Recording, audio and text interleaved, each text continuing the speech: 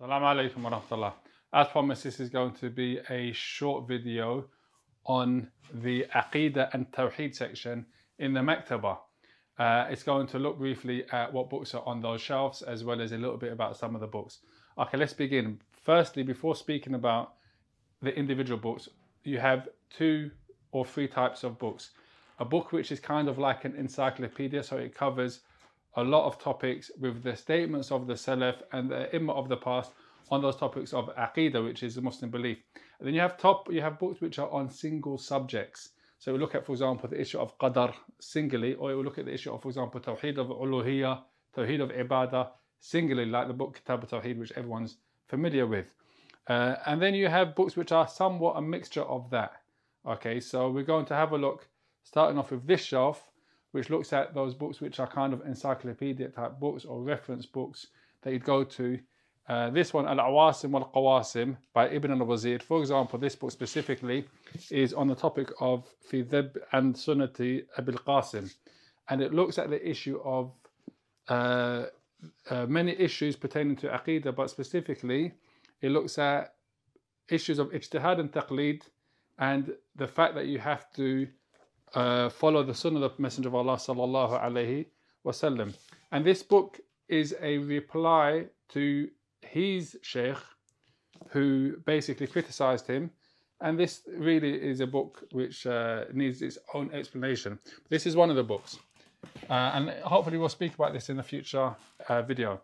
This book here, the second book which is next to it, is Sharh Usul I'tiqad Ahl Sunnah wal Jama'ah من الكتاب والسنة وإجماع الصحابة وتابعين من بعدهم.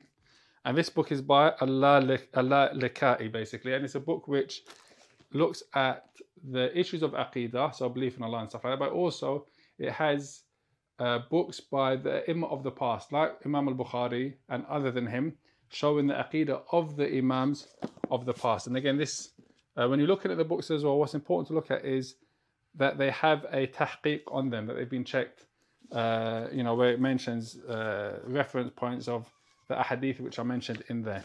This is also another book which is a mawsu'a, or it's like an encyclopedia in Aqeedah, covers all of the issues in Aqeedah. It covers, for example, the lives of some of the Imams of the past and their Aqeedah.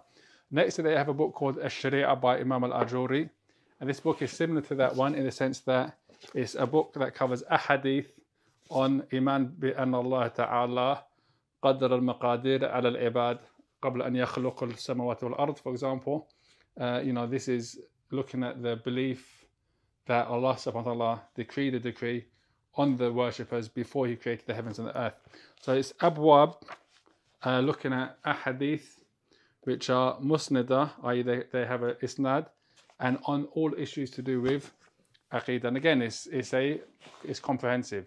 So if you look at the classical books on Aqeedah, you'll find, for example, they would mention the title, which is the bab, and then they'll mention a hadith underneath that cover those issues.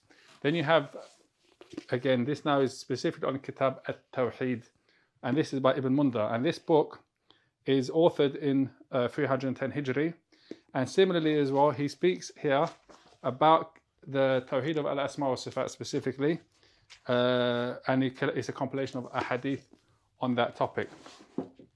Then you have books like Al-I'tisam by Ash-Shatibi, and this book itself is an encyclopedia on bid'ah, innovations in religion, when they came about, who began that innovation, refutations of the innovation, and stuff like that. So this book, Al-I'tisam from Imam Ash-Shatibi, is a book which focuses specifically on the issue of bid'ah, but it's an encyclopedia. It became the reference point. Every book afterwards that speaks about innovation, they are always going to refer to this book. Likewise as well, any book where you're going to be authoring on Aqeedah, i.e. as a book, you're going to always end up referring back to these books up here, because they are considered reference points. They are the early works in those subjects, and a lot of people authored in them afterwards. So that's generally speaking some of these books. Also on a singular topic book, you have Shifa al-Alil fi Masail al-Qada wal-Qadr wal-Hikmah wal-Ta'lil by Ibn Qayyim al-Jawziyah. This book again is on a specific topic on to do with Qada and Qadr. right? And it's again a kind of reference book specifically on that topic. So then you have books which are more contemporary, authored, for example, more recently compared to these books, and they are on either single subjects, like you have Kitab Tawheed. Kitab Tawheed is one of the books which focus on Tawheed of Ibadah, of worship specifically, and what nullifies that, which is Ash-Shirk. And it being such an important book, is authored on chapter headings and ayat and ahadith only. And there's so many explanations you can get. So you can get contemporary explanations like that of Shaykh Uthaymeen, or you can get explanations which are a bit older, like that of the author that compiled Majmu' al-Fatawa of Ibn Taymiyyah. He's got a hashiyah on Kitab al-Tawheed, who's one of the great grandfathers of Sheikh Abdul Muhsin al-Qasim. So these books here, they're on particular topics. So this is all on explanation of Tawheed, or you have the classical explanation of Tawheed, which is Fath al-Majid, one of the classical explanations of Kitab al-Tawheed, which is studied in the Jami'ah. So when you're a student in the Islamic University of Medina, this is the explanation which you'll be studying, which is why you're going to see there's going to be notes throughout the book. And these are notes from when I was a student at the Jami'ah, and as you can see, there's penciled in there.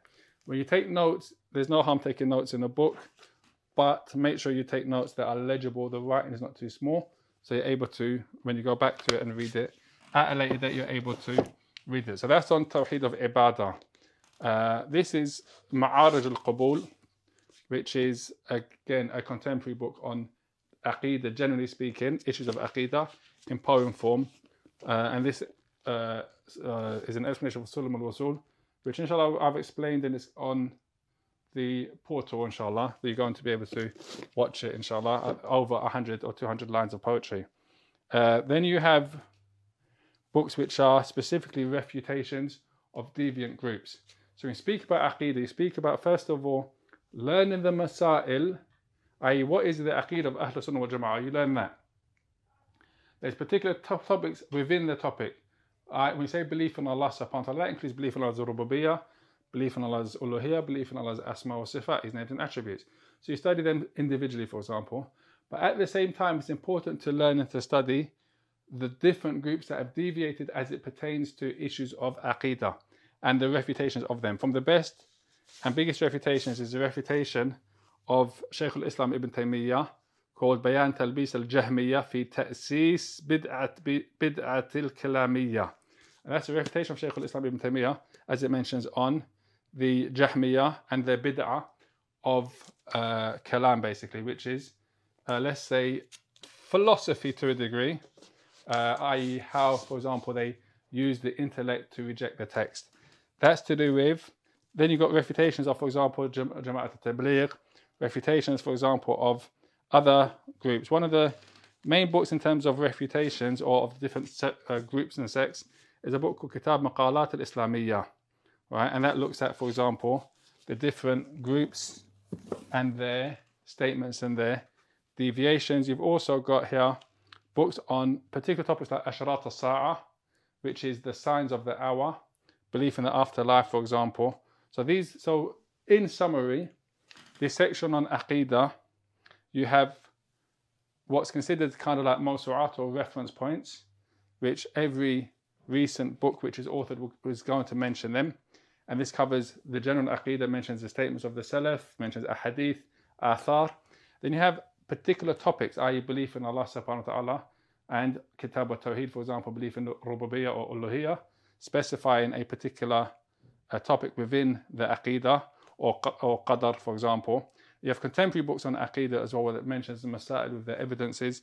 And then you have books which speak about the differences of the different groups and sects, the belief of Ahlul Sunnah wal Jama'ah, and how they reply and refute those groups and sects. So that's an overview of this section.